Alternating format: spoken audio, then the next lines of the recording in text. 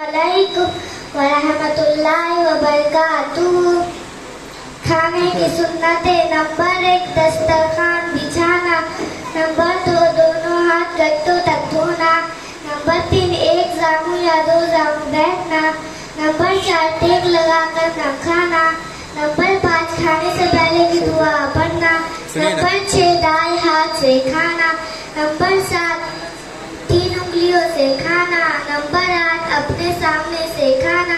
Number 9 बहुत ज्यादा गर्म न खाना। नंबर 10 खाने में ऐप ना निकालना। नंबर 11 अगर लुकमा गिर जाए तो उठा कर खा लेना। नंबर 12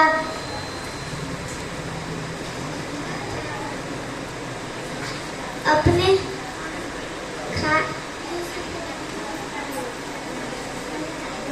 बर्तन और उंगलियों को चाट कर साफ करना। नंबर 13 खाने की बाद की दुआ पढ़ना। नंबर 14 खाने के बाद हाथ धोना और कुल्ली करना।